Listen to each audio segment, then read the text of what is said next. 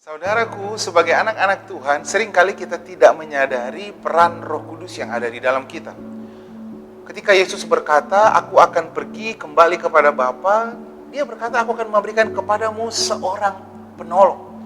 Jadi seharusnya Roh Kudus yang ada di dalam kita itu berperan aktif setiap hari di dalam hidup kita. Dia bukan hanya berperan aktif di hari Minggu ketika ibadah, lalu kita berbahasa roh kuat-kuat, kencang-kencang gitu ya. Dia bukan Roh Kudus yang hanya aktif di hari Minggu. Dia aktif menolong saudara setiap hari. Di dalam Roma 8 ayat 26 dikatakan begini.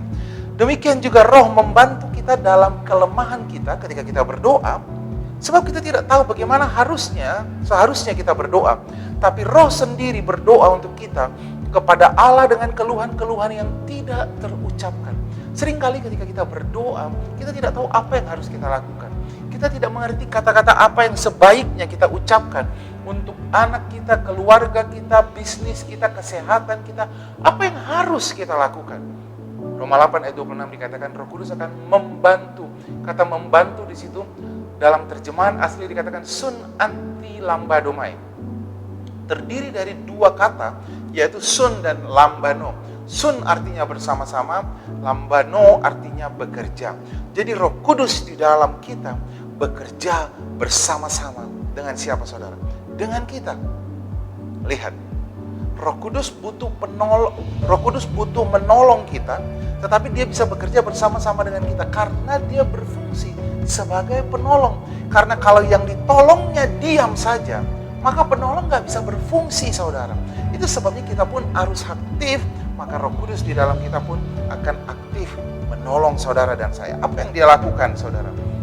Dikatakan firman Tuhan, Yohanes 16 ayat 13. Tetapi apabila ia datang, Roh Kudus itu disebut sebagai roh kebenaran. Artinya roh yang bekerja dengan firman. Kebenaran itu adalah firman.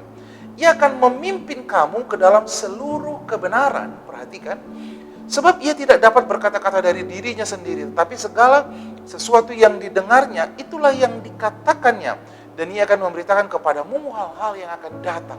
Saudara perhatikan, Roh Kudus itu hanya dapat berbicara, hanya dapat menolong saudara, kalau dia bekerja bersama-sama dengan firman.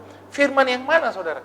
Firman yang kita dengarkan, firman yang kita renungkan, firman yang kita dengarkan terus menerus. Ketika saudara sakit, maka Roh Kudus akan mengingatkan engkau 1 Petrus 2:24, oleh bilur-bilur Yesus di kayu salib, kau telah sembuh. Ketika kita khawatir akan keuangan kita, firman Tuhan akan mengingat Filipi 4 ayat 19 bahwa Allah akan mencukupkan segala kebutuhanmu menurut kekayaan dan kemuliaannya. Lihat saudara, Roh Kudus selalu bekerja bersama-sama dengan firman. Tapi kalau saudara dan saya tidak mendengar firman Tuhan, tidak merenungkan firman Tuhan, maka Roh Kudus tidak bisa menolong saudara. Dan yang kedua, Roh Kudus itu selalu mengingatkan. Dikatakan di dalam Yohanes 15 ayat 26, dia selalu mengingatkan akan Tuhan. Dia selalu memuliakan akan Yesus. Jikalau penghibur yang kuutus dari Bapa datang, yaitu roh kebenaran yang keluar dari Bapa, ia akan bersaksi tentang siapa? Tentang Yesus. Jadi saudara, apapun masalah saudara, Roh Kudus akan bersaksi tentang siapa? Tentang Yesus.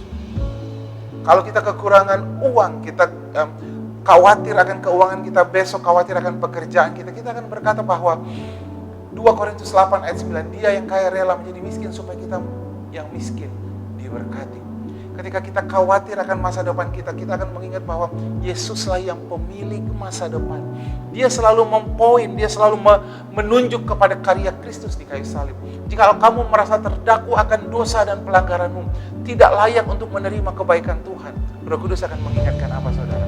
Dia akan mengingatkan bahwa kamu ditebus bukan dengan darah, bukan dengan barang yang fana, bukan dengan emas dan perak, kau ditebus dengan darah yang mahal. Kalau kita merasa masih, apakah dosa saya sudah diampuni?